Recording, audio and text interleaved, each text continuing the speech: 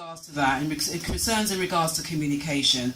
When I was living on Mitesfield North, I moved to Mitesfield when I was around 17, 18 years of age. I've lived in the area for, well, my daughter's 34 now, so 34. You're supposed to say, yeah, I look really good for my age, yeah? So, yeah, since my daughter was 34, and I've witnessed 2 regeneration programs. What my concerns with the regeneration program was, as I said, is a lack of consultation, and it's a sheer disrespect for the community that live there, yeah. And so what it happened is that at times there was seen to be division amongst community members because we weren't really communicating, and the developers are telling the residents one thing, Lambeth Council telling the residents other things, and like there were times when there was just a few of us left on the estate, as you saw in that video, the documentary. There was about 3 of us left. One of the reasons why I remained is that I couldn't get a mortgage, and I was told so many different things, like because I gave up work to look after my mum that passed away in 2013. It was very hard for me to get a mortgage. In April 2014, the mortgage lending rules changed. So people that had court county judgments, if you even missed like one payment, you know, it was a problem. If you were on a low income, maybe you were on benefits and that, it really affected your chance.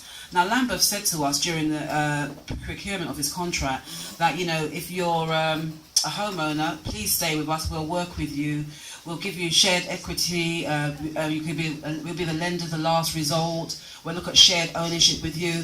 And predominantly, they did nothing about it. When we kept raising concerns about homeowners that could not get a mortgage, they were because the homeowner manager, I think, which is basically was in cahoots with Lambeth, they would rather believe the untruths as opposed to believing the truth.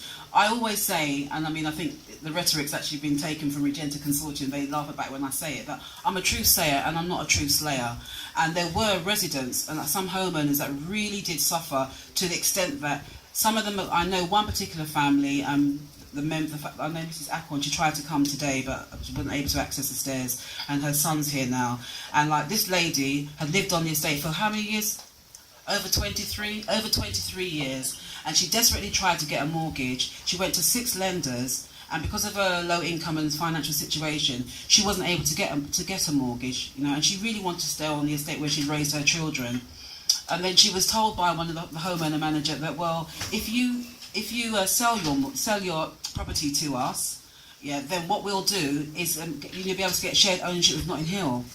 So some of us, we were naive really, because we actually believed what they were saying. We didn't have any reason to believe that they were going to say anything different. So she did sell the property, and then she went to Notting Hill Housing, and they said, well, you have to be earning over £61,000, which she wasn't.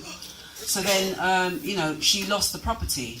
So we, as a board, we sort of, you know, raise concerns via the councillors, via emails, to say that, you know, you've got to try and see how whatever way possible you could support this lady. So one of the things I suggested was, well, okay, if you're going to put her in private property, private accommodation, pay towards that, pay at least half towards it.